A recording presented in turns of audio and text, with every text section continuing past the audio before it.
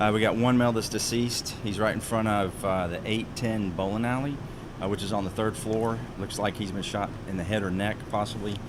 Right now, we don't have a whole lot of information. We know it happened somewhere around 2:35. There were some security guards that were in the area, but they heard the shooting, but no one saw who did the shooting. A lot of folks were there.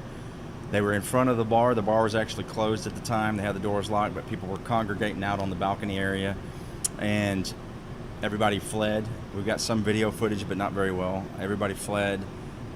Homicide investigators are coming. It would be great if anybody would come forward and tell us what occurred, because right now we really don't have a whole lot of anything.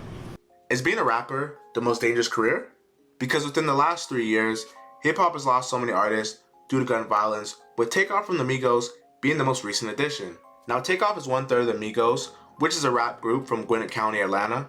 Now, the story goes, Quavo and Takeoff, real name Kershnet Kari Ball, was at the 810 Billiards and Bowling, which is a bowling alley located in Houston, Texas. Now, around 2:30 a.m., I'm hearing that Quavo was shooting dice, playing 4-5-6 in CeeLo, and there was actually a dispute between him and another individual that happened over money.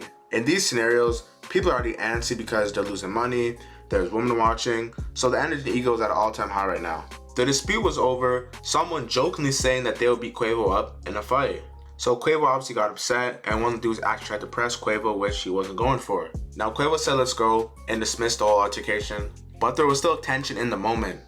And it's looking like someone from the Migos side began to shoot, and one of the stray bullets actually hit Takeoff in the head and his neck. And that's why in the images and videos, he's just laying on the ground, motionless. Now one thing we need to remember, Houston is a club city. It's like ATL or Miami, so there are many girl eyewitnesses explaining the whole situation on social media, but by judging by some of the pictures and videos that they uploaded to social media, there's a lot of credibility to their information.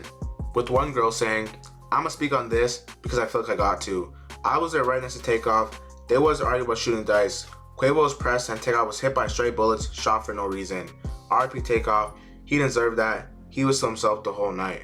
Now back in 2013, the Migos signed to Quality Control record label with a distribution deal through Universal Music Group. The Migos are the most influential hip-hop group in the late 2010s and had their rise to fame when Drake topped on the remix for their song Versace and shocked the world.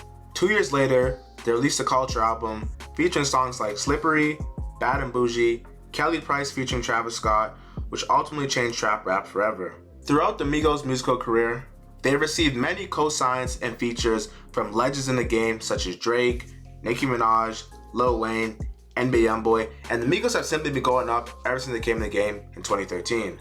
Now, gun violence in the black community is something that is a pandemic within a pandemic, and it seems like the culture just shifted so much that there's almost an increase in violence with the more trendy or more famous you are as a rapper. In the past 4 years, we've lost XXXTentacion, Juice WRLD, King Von, Mac Miller, Nipsey Hussle, Pop Smoke, Young Dolph, Draco the Ruler, Mo3, Huey, Snotty Wild, Jada Youngin, Trouble, and PNB Rock, and now Takeoff in the past 4 years.